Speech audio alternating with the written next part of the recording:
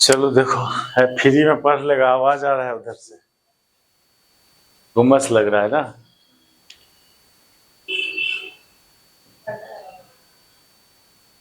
तो पिछले क्लास हम लोग मेनली बात क्या किया, जब कोई बॉडी किसी फ्लोर से कांटेक्ट में आएगा तो उसको कांटेक्ट सरफेस बोलेंगे, इसको कांटेक्ट सरफेस।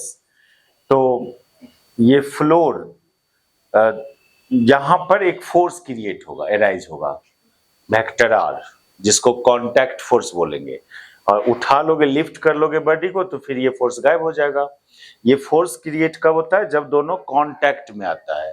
अब कांटेक्ट में आने के चलते ये फोर्स क्यों क्रिएट हुआ? ये एक तरह से मोलेकुलर फोर्स है, रिजल्टेंट मोलेकुलर फोर्स है। जहां पर दोनों बॉडी कांटेक्ट में आता है, अब थोड़ा सा उसको कांटेक्ट हटा के बात करो तो इसमें बहुत सारे मोलिक्यूल्स होगा, एटम्स एंड मोलिक्यूल्स, इसका एटम्स एंड मोलिक्यूल्स होगा।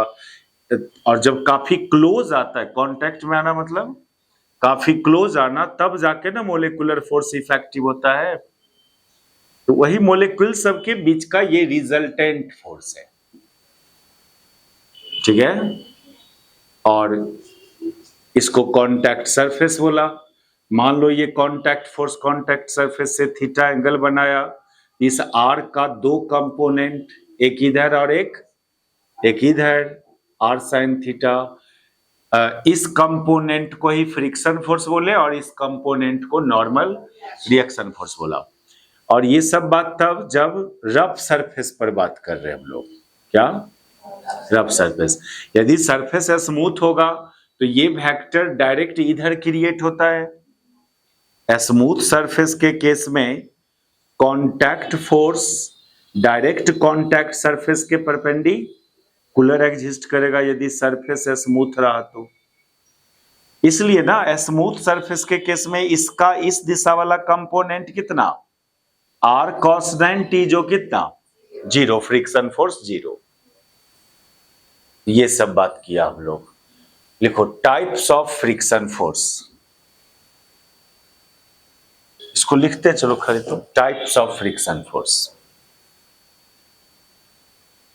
ठीक है।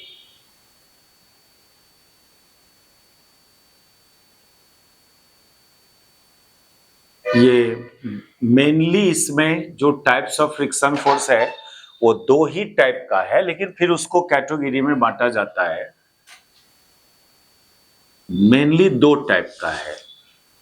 एक है स्टैटिक फ्रिक्शन, स्टैटिक फ्रिक्शन। इसमें लिखो द फ्रिक्शन फोर्स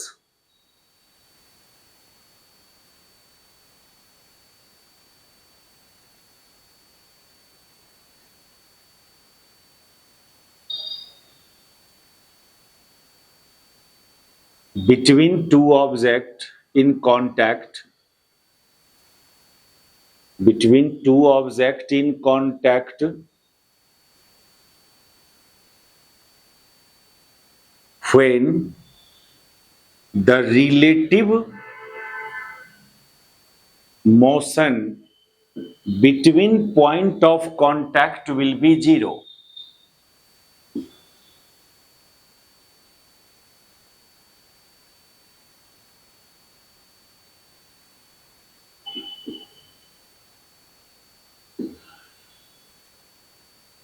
देखो क्या बोला गया इसमें, जब दो बॉडी कांटेक्ट में हो और फ्रिक्शन फोर्स राइज कर रहा हो वहां पर, उसमें भी क्या, तो जब उस पॉइंट ऑफ कांटेक्ट का रिलेटिव मोशन एक दूसरे के रिस्पेक्ट में 0 होना चाहिए। मान लो एक इस बॉडी का ये पॉइंट ऑफ कांटेक्ट और इस बॉडी का ये पॉइंट ऑफ कांटेक्ट बी, तो ये दोनों एक दूसरे पर फ्रिक्शन फोर्स लगा। मान लो ये इस पर फ्रिक्शन फोर्स इधर और ये इस पर फ्रिक्शन फोर्स इधर। फ्रिक्शन फोर्स कहां पर एराइज करता है? Near contact surface. अब कोई आदमी कोई बॉडी को रखा किसी फ्लोर पर, आप फ्रिक्शन फोर्स को यहां से दिखाओगे? क्या बोल रहे थे बार बार हम? कोई फोर्स बॉडी के किस पॉइंट पर किस जगह एक्ट एराइज करता है, ये बहुत इंपॉर्टेंट बात है। फ्रिक्शन फोर्स ऑलवेज कहां पर एग्जिस्ट करता है? ये कॉन्टैक्ट सरफेस के पास एग्जिस्ट करता है। और कोई भी फोर्स हो वो तो ऑलवेज एक्शन रिएक्शन फोर्सेज होगा। ये फ्लोर इसके सरफेस पर इधर फोर्स लगाएगा, तो ये भी ये सरफेस इस सरफेस पर इधर लगाएगा उतने ही अमाउंट का। लेकिन ये फोर्स एराइज कर रहा है कब? जब इस दोनों का रिलेटिव वेलोसिटी जीरो हो, यानी ए के रिस्पेक्ट में बी मूव नहीं कर रहा हो और बी के रिस्पेक्ट में ए मूव नहीं कर रहा हो, तब जो फ्रिक्शन फोर्स क्रिएट हो रहा होगा यहां पर, उसी को स्टैटिक फ्रिक्शन बोलते हैं। इफ भी ए बी बराबर कितना? जीरो। क्या बोला? Friction force between two object in contact when the relative motion between point of contact का रिलेटिव मोशन जीरो हो। कहोगे क्यों? वेलोसिटी का, ये बॉडी का रिलेटिव मोशन क्यों नहीं जीरो बोल रहे हैं जब पॉइंट ऑफ कांटेक्ट का रिलेटिव मोशन जीरो बोल रहे हैं? देखो, फ्रिक्शन फोर्स का नेचर क्या होगा, फ्रिक्शन फोर्स का डायरेक्शन क्या होगा, ये बॉडी के मोशन से उसको मतलब नहीं है, बॉडी के पॉइंट ऑफ कांटेक्ट के मोशन से मतलब है। ऐसा होता है कि ऑल ओवर बॉडी मूव कर रहा है लेकिन पॉइंट ऑफ कांटेक्ट मूव नहीं करता है।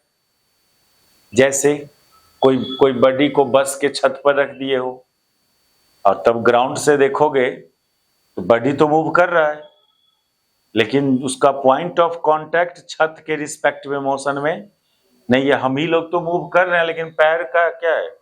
पैर तो रेस्ट में है। हम लोग तो यहां से यहां आया लेकिन पैर कहां है? वहीं का वहीं है। नहीं, तो फ्रिक्शन फोर्स का नेचर एंड फ्रिक्शन का डायरेक्शन के लिए किसका मोशन को देखना है? ग्राउंड के रिस्पेक्ट में दोनों का मोशन को नहीं देखना है, ये दोनों का अपने आप के रिस्पेक्ट में देखना है कि इसके रिस्पेक्ट में ये मूव नहीं कर रहा है और इसके रिस्पेक्ट में ये मूव नहीं कर रहा है। तो ये जो फ्रिक्शन फोर्स होगा इसको स्टैटिक फ्रिक्शन बोलना। तो कहोगे सर ये तो तब ये ना एक दूसरे के रिस्पेक्ट में मूव नहीं करेगा जब ये बॉडी भी इसके रिस्पेक्ट में मूव नहीं करेगा। नहीं, ऐसा बात नहीं है। बॉडी मूव कर सकता है लेकिन पॉइंट ऑफ कांटेक्ट मूव नहीं भी कर सकता है। बॉडी में वेलोसिटी होगा लेकिन पॉइंट ऑफ कांटेक्ट में नेट वेलोसिटी उस समय जीरो भी हो सकता है। जब रोलिंग मोशन पड़ेगी रोटेशनल डायनामिक्स में, तो वहां पर एक प्योर रोलिंग मोशन पढ़ना है तो देखना सेंटर ऑफ मास में तो वेलोसिटी रहता है लेकिन ये पॉइंट ऑफ कांटेक्ट का नेट वेलोसिटी जीरो रहता है उस समय। खैर, और रफली लूजली इतने ही बोलो ना कि यदि कोई बॉडी स्लाइड नहीं कर रहा है तब जो फ्रिक्शन फोर्स लगेगा उसको स्टैटिक फ्रिक्शन फोर्स बोलेंगे।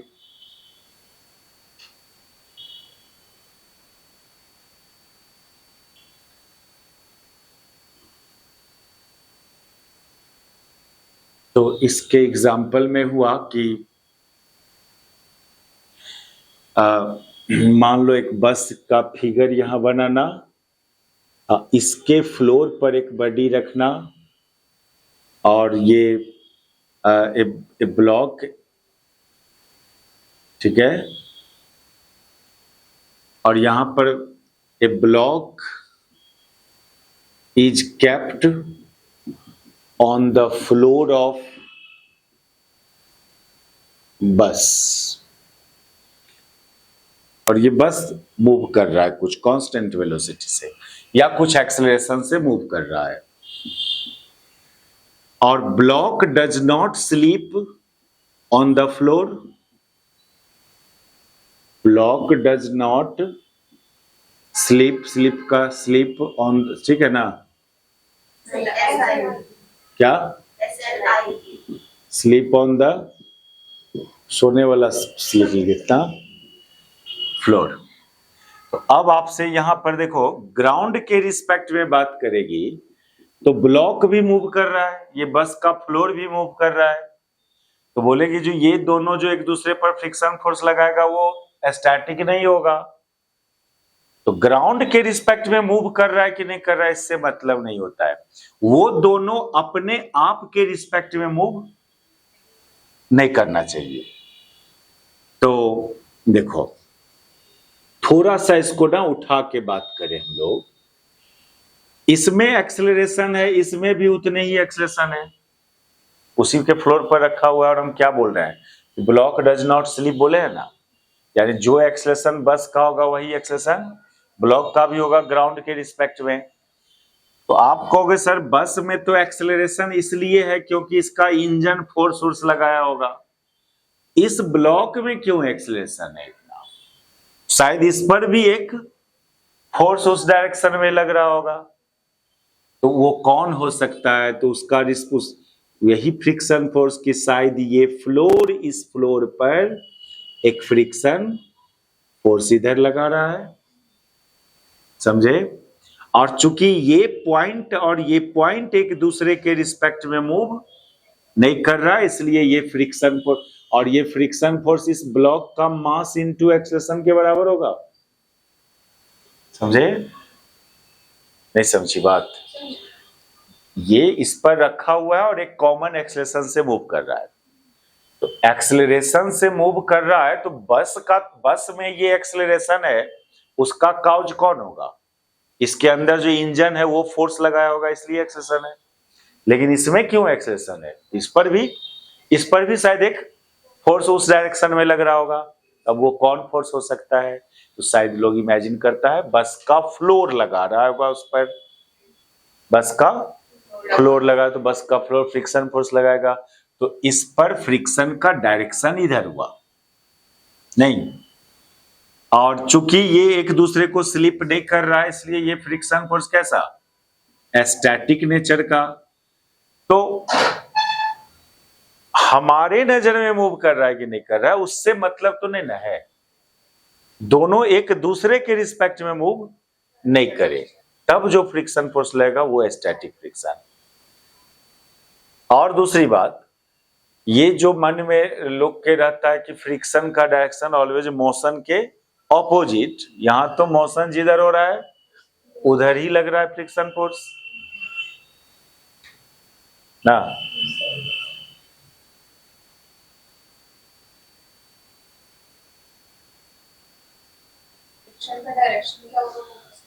फ्रिक्शन का डायरेक्शन रिलेटिव मोशन के ऑपोजिट, खाली मोशन के ऑपोजिट, वो दोनों एक दूसरे के रिस्पेक्ट में किधर मूव कर रहा है उसके ऑपोजिट कर रहे, हम करके दिखा रहे हैं। देखो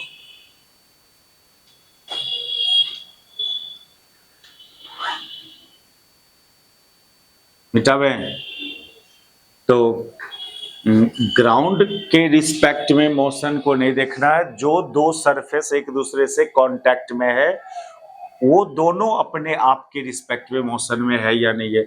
अच्छा, स्टैटिक फ्रिक्शन का ही एक केस आता है लिमिटिंग फ्रिक्शन। क्या? Limiting friction. It is the maximum value of a static friction, maximum value of static friction. अब देखो जैसे सपोज करो कि कोई बॉडी है, इस पर आप एक मान लो 2 न्यूटन का फोर्स लगाया, इस बॉडी पर 2 न्यूटन का फोर्स लगाया लेकिन ये एक्सेलरेट नहीं किया। तो क्यों नहीं किया? शायद इस 2 न्यूटन को फ्रिक्शन फोर्स बैलेंस कर दे रहा होगा। तो फ्रिक्शन फोर्स का डायरेक्शन इधर ना, अभी इधर लोगे ना फ्रिक्शन का डायरेक्शन। फोर्स तो लगाया एक्सटर्नल फोर्स लेकिन मूव नहीं किया ये, तो फ्रिक्शन फोर्स ही इसको बैलेंस कर रहा है। और ये फ्रिक्शन फोर्स कैसा? स्टैटिक नेचर का, क्योंकि इस फ्लोर, ये फ्लोर तो मान लो ग्राउंड है, सपोज करो ग्राउंड है ये, ग्राउंड के ऐसे नहीं बोलना चाहिए कि ग्राउंड के रिस्पेक्ट में ये, इस पॉइंट के रिस्पेक्ट में ये मूव नहीं करना चाहिए,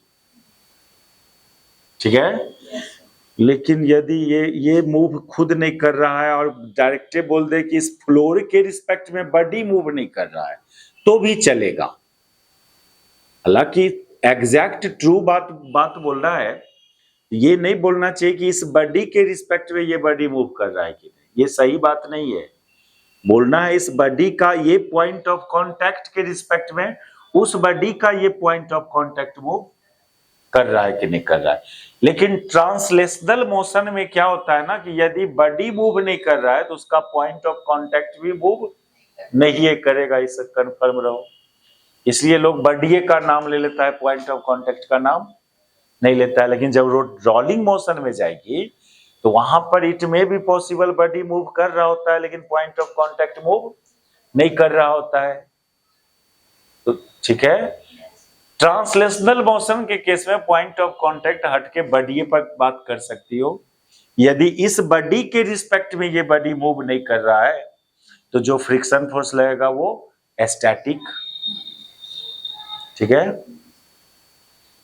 तो ये स्टैटिक फ्रिक्शन हुआ और इस स्टैटिक फ्रिक्शन फोर्स का वैल्यू कितना, 2 न्यूटन ना, तब ना एक्सेलरेशन 0। अब इसको थोड़ा बढ़ाओ आप, 2 न्यूटन से मान लो आप 3 न्यूटन करो, सपोज करो, तब भी एक्सेलरेशन नहीं हुआ। तो अब का जो फ्रिक्शन फोर्स है इसको FR1 नाम दो, FS1। अभी का भी फ्रिक्शन फोर्स स्टैटिक होगा लेकिन ये स्टैटिक कितना, 3 न्यूटन के बराबर। एक और केस लीजिए, मान लो 4 न्यूटन किया, अभी भी एक्सेलरेट नहीं किया, तो अब का जो स्टैटिक फ्रिक्शन फोर्स होगा वो कितना के बराबर, 4 न्यूटन। लेकिन मान लो कि अब आप इस बॉडी पर 4.001 न्यूटन कर दिया तो अब एक्सेलरेशन 0 नहीं है, तो अब का फ्रिक्शन फोर्स तो स्टैटिक नहीं ना होगा। अभी क्यों नाम लें उसका, अभी हम पढ़वे नहीं किए तो खाली स्टैटिक लिख के काट दो, स्टैटिक तो नहीं ना होगा क्योंकि इस फ्लोर के रिस्पेक्ट में वो बॉडी मूव करने लगा तो काइनेटिक होगा। ठीक है, क्या देख रही है यहां पर, static friction force is self adjustable friction force, it always remain equal and opposite to external force. लेकिन कुछ हद तक ही, हमेशा नहीं, ऑलवेज नहीं, ऑलवेज ये एक्सटर्नल फोर्स के इक्वल एंड अपोजिट नहीं रहेगा, एक लिमिट तक ही ना। आप इसको बढ़ाया तो ये भी बढ़ के उसके बराबर हो गया, लेकिन ये कुछ देर तक। एक समय आया जब ये स्टैटिक अपना मैक्सिमम वैल्यू पर पहुंच गया। यदि स्टैटिक 4 से ज्यादा हो सकता था तो फिर तो बॉडी को एक्सेलरेट नहीं करने देता ना, नहीं। यानी ये जो वैल्यू है तुम्हारे स्टैटिक फ्रिक्शन फोर्स का, वो कैसा वैल्यू, मैक्सिमम वैल्यू। क्या 4 से अब आगे नहीं जा रहा है ये स्टैटिक, तो इसी को लिमिटिंग फ्रिक्शन नाम दिया गया। Maximum value of static friction force is called limiting friction force. और एक बात और लिख दो, static friction is self adjustable friction force,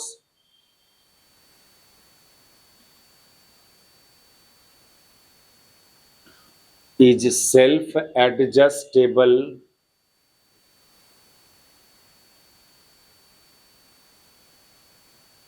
friction force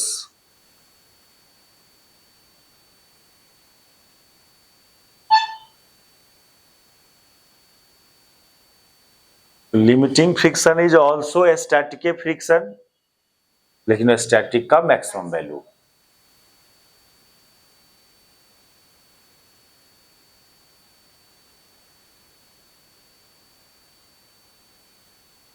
हो गया, अब सुनो,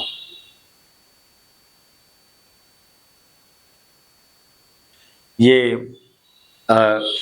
limiting friction is maximum value of static, that is ऐसा कि FL जो हुआ वो FS का मैक्सिमम वैल्यू हुआ ना। तो FL एंड FS में रिलेशन क्या, FL इज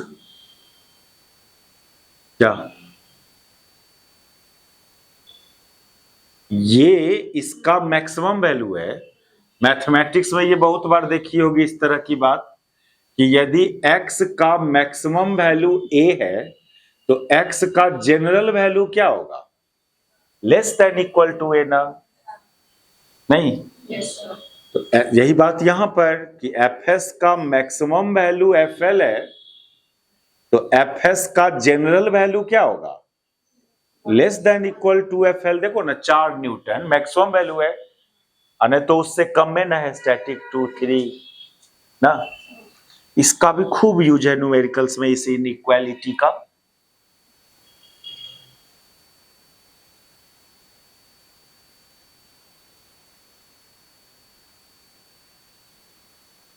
दूसरा काइनेट, ये लिमिटिंग स्टैटिक का ही ब्रांच था। अगला लिखो काइनेटिक फ्रिक्शन। तो डिफिनीशन में तो हम लोग एग्जैक्ट बात ही लिखेंगे, बॉडी का नाम नहीं लेंगे, लेंगे किसका, पॉइंट ऑफ कांटेक्ट का ही नाम लेंगे हम लोग। लेकिन आप समझ रहे हो प्योर ट्रांसलेशनल मोशन में बॉडी का भी नाम लेके चलोगे तो चलेगा। लिखो टॉपिक में kinetic friction.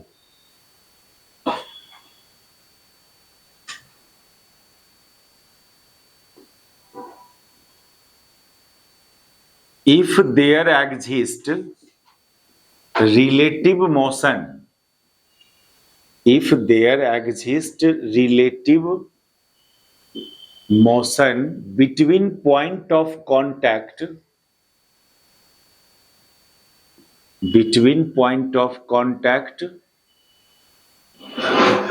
then friction force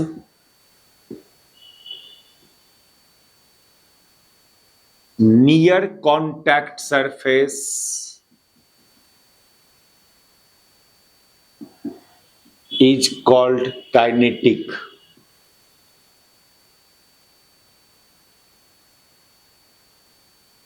तो सपोज करो ये फ्लोर आपका रेस्ट में है ग्राउंड के रिस्पेक्ट में, इस पर कोई बॉडी एक्सेलरेट कर रहा है या कांस्टेंट वेलोसिटी से मूव कर रहा है, ठीक है। तो ट्रांसलेशनल मोशन में यहां पर फ्रिक्शन फोर्स इधर होगा, इस फ्रिक्शन फोर्स को एफ के से डिनोट करेंगे, ठीक है, एफ के। और kinetic friction and static friction में kinetic friction is less than static friction.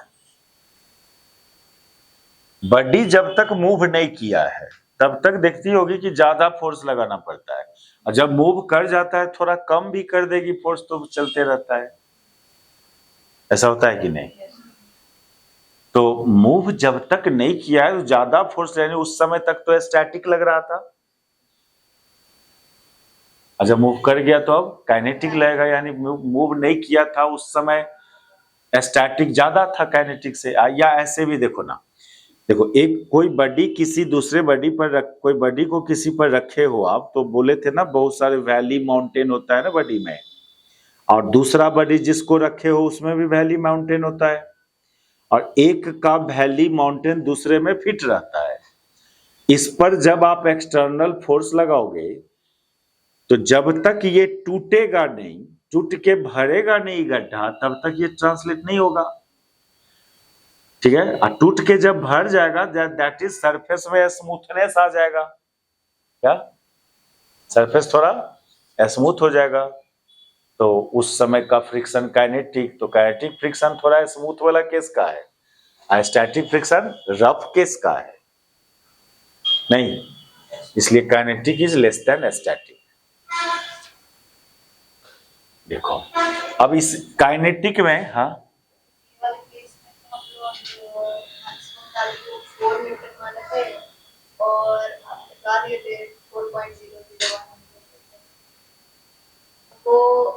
कौन सा फ्रिक्शन लग रहा है उसको, काइनेटिक, उसका तो वैल्यू ज्यादा हो गया ना 4 न्यूटन से। नहीं, सरफेस स्मूथ बन गया, इससे पीछे का सरफेस ज्यादा रफ था, अब सरफेस आगे स्मूथ हो गया। स्टैटिक फ्रिक्शन ज्यादा होता है काइनेटिक से, सरफेस स्मूथ बनेगा तब ना मोशन में आएगा, मोशन में आएगा तो काइनेटिक, तो काइनेटिक फ्रिक्शन के कब का है, स्मूथनेस ज्यादा है उस समय का है, और स्टैटिक कब का है, जब रफनेस ज्यादा है, ये माना जाता है इसमें। हालांकि इसका कोई जरूरत नहीं होगा आपको कहीं पर इस इनइक्वालिटी का। सुनो, काइनेटिक का फिर एक ब्रांच है दो आपका, ये स्लाइडिंग फ्रिक्शन। क्या? Sliding friction. जब कोई इंक्लाइंड प्लेन पर बॉडी स्लाइड करता हुआ दिखता है ना, ये इंक्लाइंड प्लेन, इस पर कोई बॉडी आपका ये भी स्लाइड करना यानी मूव ही करना हुआ ना, तो ये जो फ्रिक्शन फोर्स लगाएगा ये फ्लोर इस बॉडी पर, ये एफ के ही होगा। Sliding friction is also kinetic. अच्छा, दूसरा एक रोलिंग फ्रिक्शन। अगला क्या? Rolling friction.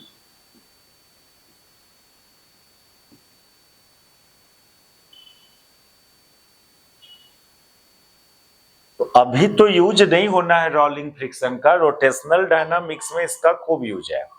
अब इसके लिए रोलिंग मोशन समझना होगा आपको, तब ये रोलिंग फ्रिक्शन समझ में आएगा। लेकिन तो थोड़ा सा शॉर्टली इस बात को आप समझो, चूंकि एक टाइप्स ऑफ फ्रिक्शन डिफाइन कर रहे हैं। Rolling motion is the combined translational and rotational motion ना। ये ट्रांसलेशनल प्लस रोटेशनल, यानी उस बॉडी, वो बॉडी रोटेट भी कर रहा हो और ट्रांसलेट भी कर रहा हो, इतने ही से नहीं रोलिंग मोशन हो जाएगा। ऑन ए रफ सरफेस, क्या? Translational plus rotational motion on A rough surface. अब ज्यादा डीपली रोटेशनल में देखना है इसको, अभी थोड़ा सा शॉर्टली समझे रोलिंग मोशन को। अब जैसे देखो ना, कोई प्लेट उलेट है, उसको हम लोग हाथ से रोटेट भी कर रहे हैं और ऐसे भी फेंक रहे हैं। जैसे स्पिनर बॉल को हरभजन सिंह जो थे, तो क्या करता है, वहां रोटेट भी कर रहा है और ट्रांसलेट भी कर रहा है, लेकिन कोई रफ सरफेस से कांटेक्ट में नहीं है उसका बॉल, तो उसको रोलिंग नहीं बोलेंगे। क्या? उसको रोलिंग नहीं बोला। जब ग्राउंड पर वो ऐसे रोटेट भी कर रहा और आगे, तब रोलिंग बोलेंगे। उसको प्लेन पैरेलल मोशन बोला जाता है। रोलिंग मोशन के लिए ऐसे और डीपली समझना है इसको, तो ऐसे समझो, यदि बॉडी के सेंटर ऑफ मास में एक लीनियर वेलोसिटी हो और बॉडी सेंटर ऑफ मास वाले एक्सिस के अबाउट, उसमें एक एंगुलर वेलोसिटी भी हो ऑन ए रफ सरफेस। ये मान लो एक रफ सरफेस है, इस पर एक बॉडी है, अब सिलेंडर हो या स्फीयर हो या डिस्क हो या रिंग हो, तो इसका सेंटर ऑफ मास में एक लीनियर वेलोसिटी और सेंटर ऑफ मास वाले एक्सिस के अबाउट इसमें एक एंगुलर वेलोसिटी भी हो, तो इसके मोशन को रोलिंग मोशन बोलना है।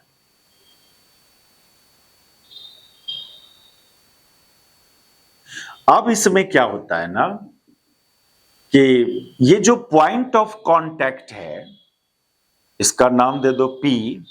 इस पॉइंट ऑफ कांटेक्ट में दो वेलोसिटी होता है।